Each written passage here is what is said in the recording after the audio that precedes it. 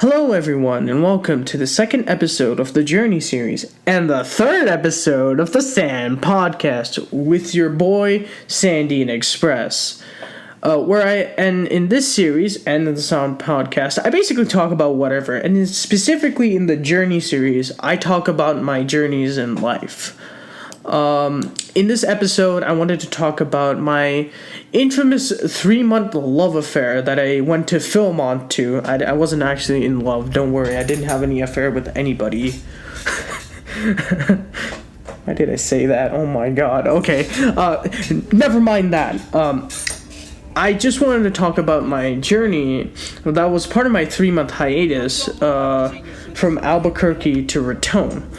Before I talk about my trip, I'm currently uploading my videos on the Sand Show channel because I want to make that my main channel where I upload content. I have videos on my older channel, but I will import them onto this new channel if I can, but they're not away. They'll probably be on that older channel. Some of them are going to be privated, just for my case. Anyway, let's get right into this video. Before we talk about my journey, I wanted to talk about why I decided to do an intrastate train trip to New Mexico. I was working in this past summer in a camp called Philmont Scout Ranch, and it was located in northern New Mexico. I lived in Texas when I got hired. I basically was in Texas, and so I had to get a plane from Albuquerque, or from Houston, which is where I live, all the way to Albuquerque. So I initially traveled by flight from Houston to Albuquerque, and I left Houston with my favorite choice of airline, Southwest. Now, I know some people are going to meme about that, but I like Southwest because of their boarding process, okay? So, yeah, screw off. I don't know why I had to get that condescending there, but sorry about that. Anyway, once I boarded, I took off, like every other flight, and for the rest of the flight, it was okay. In my opinion, sidetrack, flights, in my opinion, are the most annoying part of any trip that you take.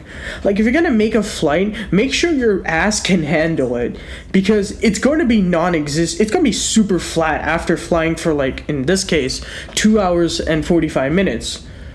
I was flying for 2 hours and 45 minutes, and my ass was pretty much flat once I got off the flight. And once I did, I took a 10-minute drive from the train station all the way to, or not the train station, what the fuck am I talking about? From Albuquerque Airport to the train station. Now, the 10 minutes I got to tour Albuquerque, and that was pretty okay. I did get to see a lot of colorful buildings, but that was pretty much it. I didn't see any weird person, a crackhead trying to get my money. I didn't go to any bald man's house in Albuquerque. I didn't see a bald man actually driving me. Hell, I didn't even know that. I didn't see a bald man driving me. I didn't see any meth in his back car. If you're not getting the references, I'm sorry. I haven't watched the show either. I did, but it wasn't for me. But I'm making the references because, we're in Albuquerque. Never mind. But after that 10-minute nice Vuelta trip, wait, myself. I arrived at the train station, and it was, in my opinion, kind of unimpressive. Surely it had a nice Pueblan architecture, but it was pretty small. If you enter the train station, there is a ticket counter to your right, and to your left, there's basically a bulletin board that has stuff in it. And when you're facing forward, you basically look at security. So essentially I basically checked my bags to make sure I could fit in the train. I did that, sat in the waiting room for 2 hours. The reason why is if you've never like been on any cross-country Amtrak, they usually don't arrive on time, okay? Mainly because Amtrak, when they use those cross-country routes, they basically use a lot of freight lines, because a lot of the train lines in the US are owned by freight companies.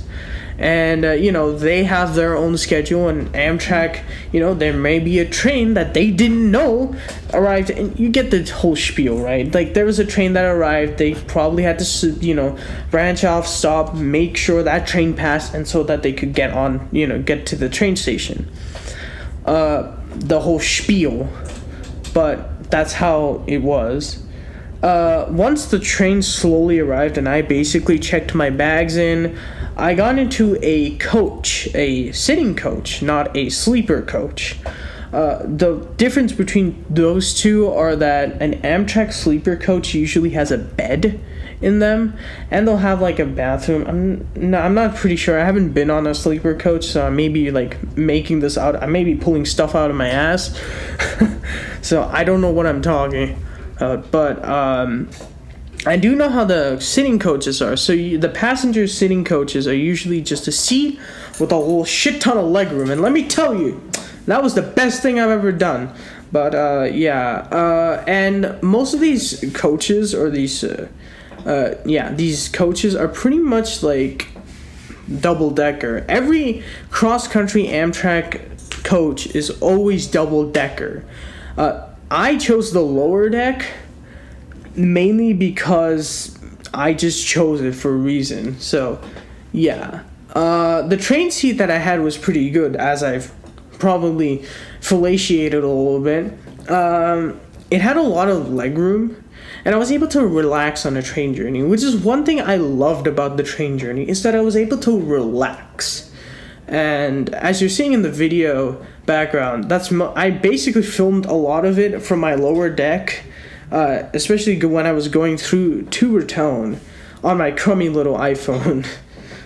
Because that's the only recording device I had. So I'm sorry if it looks vertical. It's because I was filming it on my iPhone.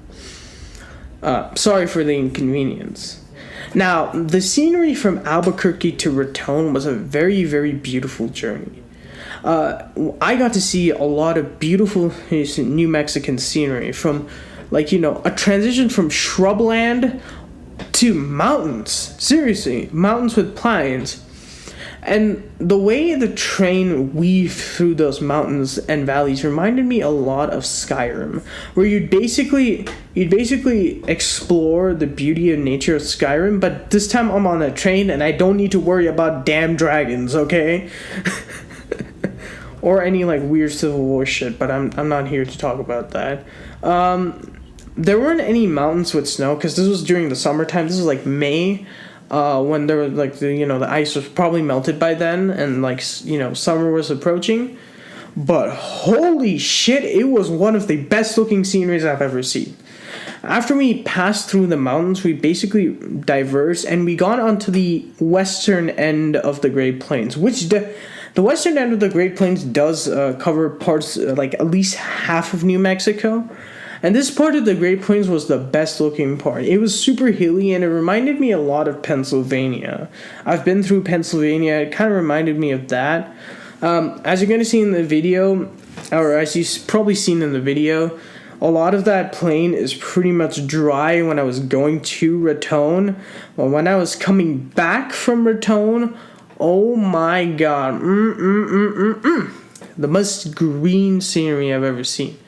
When I returned in August from Raton to Albuquerque, I took a train back. Holy crap, it looked like something from a movie. It looked really pristine, and I've never seen any scenery like it in a while, actually. That was far west, and that's how far west I've been in my life. I've been that far. I've never been anywhere more western. I haven't been to California. I haven't been to the West Coast, okay? My parents never, took me a lot of places because they had monetary reasons, but I never got to do that. When I returned back to Houston, when I was returning back, it was really good. And I always think about that, it was one of the best sceneries in my opinion, and I always will keep that in the back of my mind. The journey that I took from Albuquerque to Raton, and while coming back as well, it was great. And let me tell you, sometimes you gotta keep those good memories in your mind. So thank you for listening to this podcast and listening to this episode. And please like, subscribe, dislike, and comment on my video to see if you liked it or not. And yeah, have a great day. See ya.